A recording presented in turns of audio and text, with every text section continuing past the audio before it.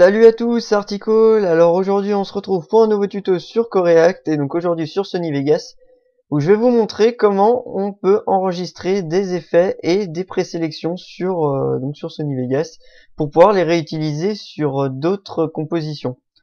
Donc je vous montre ça tout de suite. Alors on a une séquence simple d'un synthé qui court sur compteur et donc on va appliquer un petit effet. Donc tout simple. Alors je vais par exemple prendre un niveau, voilà, ok, les effets de niveau. On va contraster un peu, on va augmenter la luminosité un petit peu, voilà, donc un truc un peu moche, on s'en fout.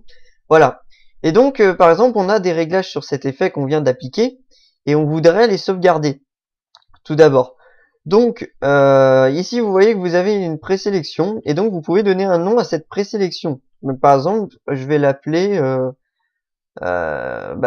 niveau tuto, on s'en fout un peu. Non, par exemple un niveau spécialement pour d'Inferno. Voilà, tout simplement. Donc voilà, on fait enregistrer.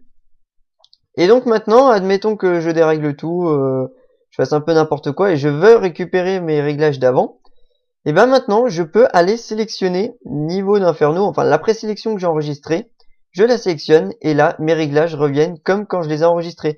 Donc vous voyez que ça peut être assez pratique, par exemple, si vous voulez faire des contrastes ou des effets spécialement pour un type de map ou un type de vidéo, des choses comme ça. Vous pouvez sélectionner, donc vous en avez d'autres, par exemple augmentation du gamma ou des choses comme ça, mais vous pouvez enregistrer les vôtres et les réutiliser. Donc ce qui est bien, c'est qu'après, sur une autre composition, vous pouvez aussi les réutiliser. Donc vous voyez que c'est simple. Maintenant, autre chose, admettons que maintenant, on ait plein d'effets sur notre vidéo et qu'on veuille l'appliquer sur une autre. Donc on va retirer cet effet. Par exemple, je vais couper ma séquence en deux, comme ça, avec S, je rappelle. Et donc on a nos deux séquences. Donc je vais appliquer plusieurs effets différents sur cette séquence et je vais pouvoir les ramener, les placer sur l'autre séquence qui est à côté. Donc d'abord je vais mettre quelques effets à l'arrache du genre contraste doux. Voilà, donc là je fais des effets un petit peu à l'arrache, je mets tout ça à fond. Je sais même plus trop ce que ça fait, mais c'est pas grave. On va augmenter un peu la teinte, on va jaunir un peu tout ça.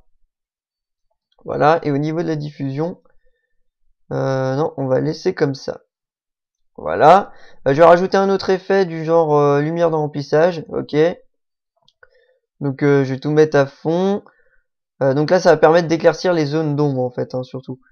Et on va mettre un peu, on va teinter un peu. On va mettre la teinte à fond et on va mettre ça en violet.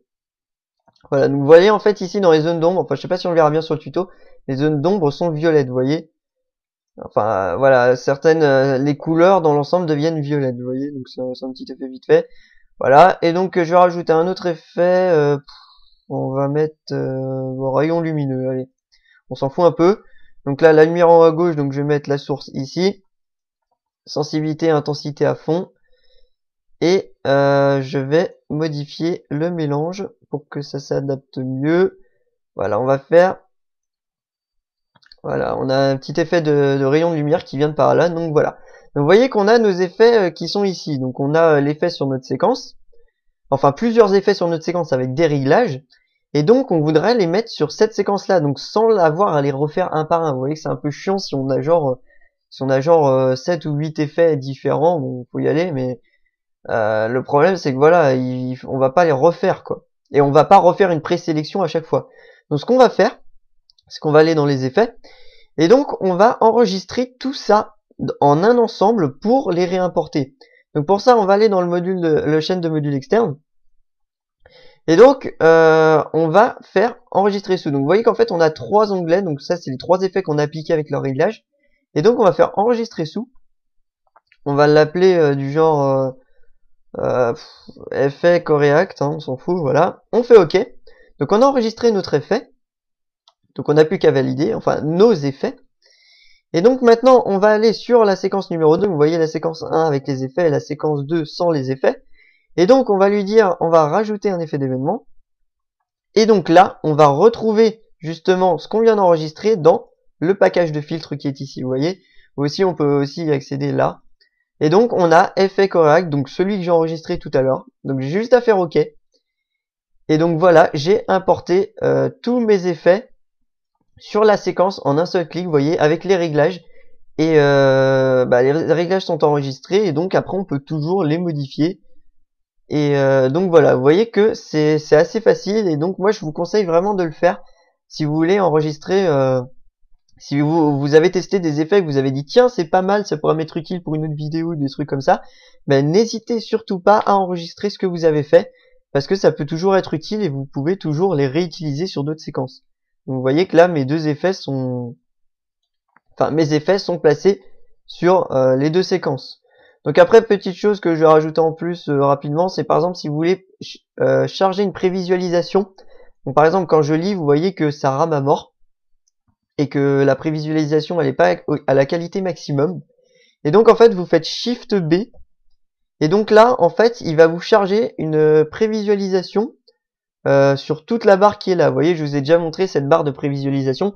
Vous pouvez l'agrandir et en fait il va vous on va dire il va vous enregistrer dans votre RAM la séquence vidéo, vous voyez comme ça, la séquence qui est dans la barre de prévisualisation. Donc par exemple voilà, là ça va finir. Donc maintenant si je fais lecture, vous voyez que ça ne rame plus du tout. Ma séquence au ralenti, ça c'est normal et vous voyez qu'on n'a aucun lag parce qu'en fait on a chargé la prévisualisation. Donc ça c'est une touche à utiliser qui est très pratique, donc enfin une combinaison Shift B qui permet de charger par exemple entre cette zone là, vous voyez voilà il a chargé donc c'était déjà fait. Et donc après quand on fait une lecture on n'a aucun lag. Donc après ça prend sur votre RAM, donc moins vous avez de RAM, moins vous pourrez charger de vidéos forcément. Donc voilà, après c'est selon vos PC. Voilà, donc j'espère que ça vous aura été utile. Donc n'hésitez surtout pas à enregistrer vos effets, ça peut toujours servir. Et donc sinon vous pouvez vous abonner à la chaîne YouTube si vous voulez, hein, si vous voulez tout compte des derniers tutos qui sortiront, des choses comme ça. Vous pouvez aussi aller sur le site Corac.fr, il y a un forum, donc si jamais il y a des questions, n'hésitez pas à les poser. Et sinon, vous pouvez aller sur la page Facebook de Corac, donc n'hésitez pas là-dessus. Voilà, donc j'espère que ça vous aura été utile. Et donc je vous dis à bientôt pour un nouveau tuto.